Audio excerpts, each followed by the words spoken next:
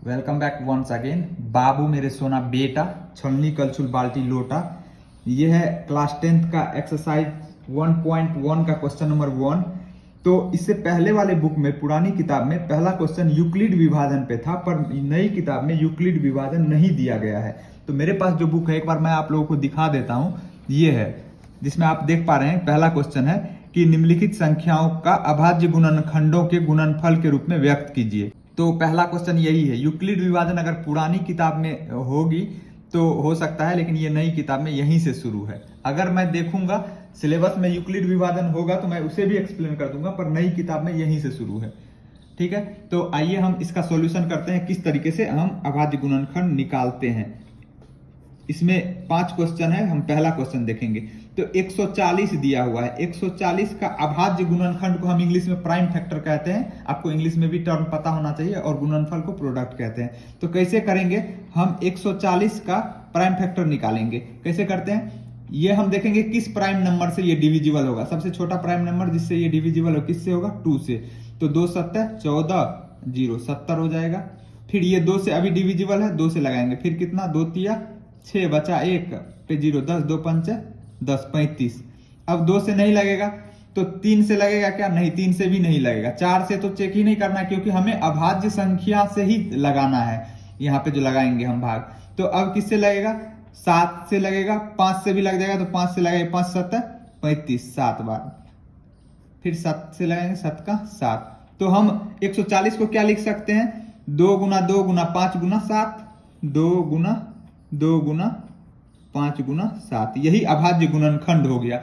अभाज्य संख्या किसको कहते हैं? वह संख्या जो केवल अपने आप से डिविजिबल हो या फिर 1 से डिविजिबल हो, उसके अलावा और किसी संख्या से डिविजिबल नहीं हो। तो यहां जो हमने जितने भी गुणनखंड लिखे, देखिए वह सभी अभाज्य है। कोई भी अपने से और 1 से, इसके अलावा और किसी दूसरे संख्या से डिविजिबल है नहीं।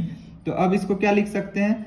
2 कितनी बार आया? 2 बार गुना में है, तो गुना में बेस सेम हो तो पावर जुड़ जाता है। तो यहां भी 2 पे पावर 1, यहां भी 2 पे पावर 1। तो कितना हो जाएगा? 2 पे पावर 2 गुना 5 गुना 7। इस फॉर्म में आंसर रहेगा तो इस फॉर्म में भी लिख सकते हैं, इस फॉर्म में भी लिख सकते हैं। यही आपका आंसर हो गया 140 का अभाज्य गुणनखंड। दूसरा देखिए क्या है, 156 दिया हुआ है। ये पहले का सॉल्यूशन था और दूसरे का 156। तो 156 का अभाज्य गुणनखंड अगर हमें निकालना है तो क्या करेंगे? फिर से यहां पे लिखिए 156। इसमें किससे लगेगा? 2 से लग जाएगा। 2 7 14 बचा 1 1 पे 6 16 2 8 16। प्राइम नंबर से ही लेकिन लगाना है, ध्यान रखना है। फिर किससे लगेगा? 2 से अभी लग रहा है। 2 तिया 6 बचा 1 1 पे 8 18 2 9 18। अब 2 से लगेगा क्या? नहीं लगेगा। तो किससे लगाएंगे? 3 से लगा के देखते हैं। 3 भी अभाज्य संख्या है, तो 3 से लग जाएगा। 3 का 3 और 3 तिया 9। अब किससे लगेगा? अब केवल 13 से ही लगेगा, क्योंकि 13 खुद एक अभाज्य संख्या है। 13 का 13 एक बार में। तो 156 को हम क्या लिख सकते हैं? 2 गुना 3 गुना 13।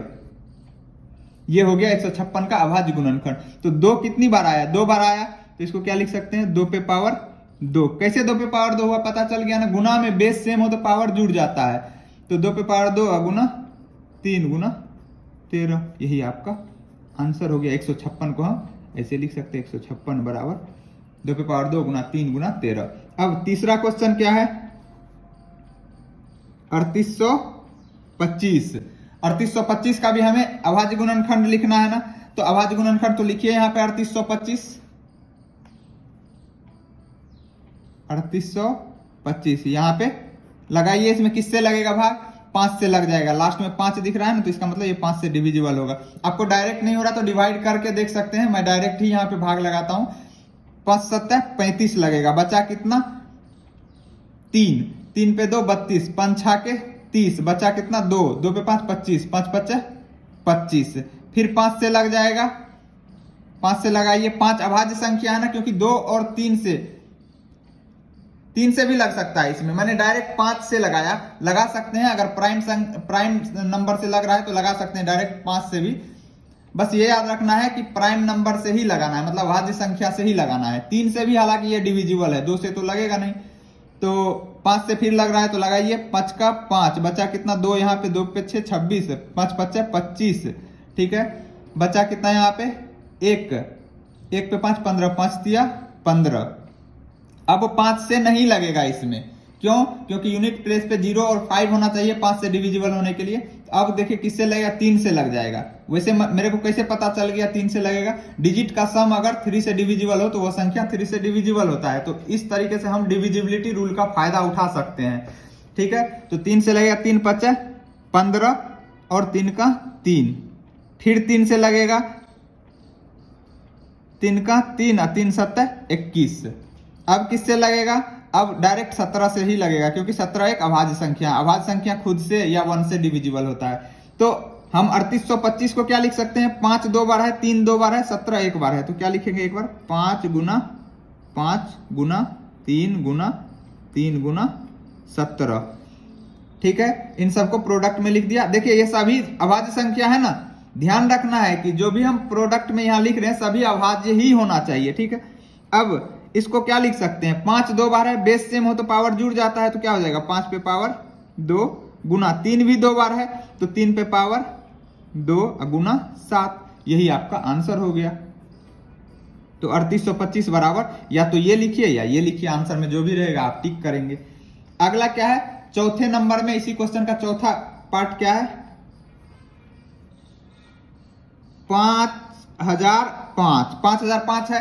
तो अब देखिए लास्ट में क्या है? 5 है, तो ये 5 से डिविजिबल होगा, डायरेक्ट पता चल रहा है। तो यहां पे 5005 में आप 5 से लगाइए। 5 का 5, 2 0 उतरेगा, फिर 5 का 5।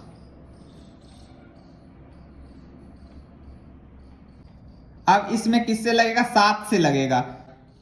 6 से तो हमें चेक ही नहीं करना है, क्योंकि 6 अभाज्य संख्या है नहीं, वैसे लगेगा भी नहीं और चेक भी नहीं करना है। तो 7 का 7 एक बार में, बचा कितना यहाँ पे? 7 3 10, 3 पे 0 30, 7 चौके 28, बचा 2 2 पे 1 21, 7 या 21। आप डिवाइड करके चेक कर लीजिएगा अगर आपको ऐसे दिक्कत आ रही है ना। अब 7 के बाद अब किससे लगेगा? 7 से फिर नहीं लगेगा। तो 7 के बाद अब हम चेक करेंगे 8 से और 9 से तो चेक करेंगे नहीं, क्योंकि ये अभाज्य संख्या है नहीं। 10 से भी नहीं चेक करेंगे, 11 से चेक करेंगे। तो 11 से इसमें लग जाएगा, 11 अभाज्य संख्या है। तो 11 का 11 एक बार में, बचा यहाँ पे 3, 3 पे 3 33, 11 तिया 33। अब 13 एक अभाज्य संख्या आ गया, तो ये किससे डिविजिबल होगा? केवल 13 से। 13 1 13 एक बार में। तो अब हम 5005 को क्या लिख सकते हैं? 5 गुना 7 गुना 11 गुना 13, यही हमारा आंसर हो जाएगा।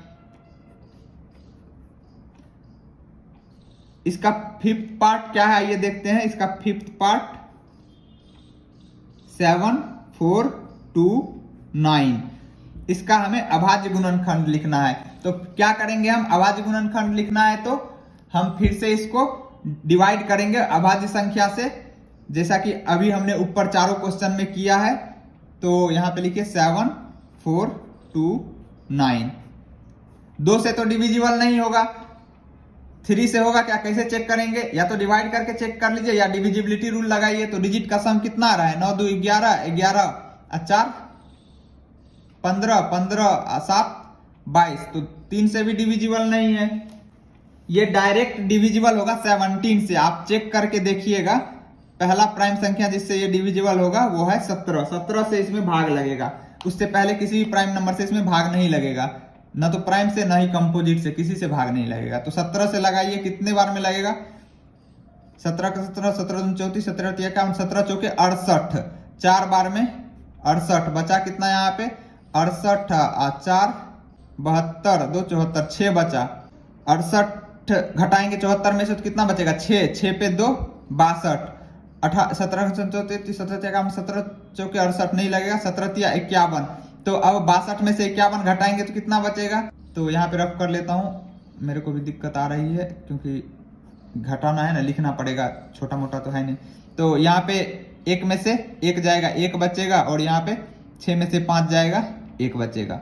11 पे 9, 119, 3 बार में लगा, 17 का 17, 17 दूनी 34, 17 तिया 51, 3 बार में लगाया, बचा कितना था 11, 11 पे 9 19, तो 19 119 में 17 से लगाएंगे, 17 17 119 से 7 बार में। ठीक है, अब फिर किससे लगाएंगे इसमें, फिर से इसमें 17 से नहीं लगेगा, आप लगा के चेक कर सकते हैं किससे लगेगा, 19 से लगेगा। 19 से मतलब डिवाइड करेंगे तो कितना हो जाएगा, आप डिवाइड करके चेक करना चाहते हैं तो चेक कर लीजिए, मैं भी चेक कर ही लेता हूं। 4 3 7, 19 से लगाएंगे तो 19 का 19, 19 दूनी 38, 19 या 57 तो लगेगा नहीं, 2 बार में 38 लगेगा।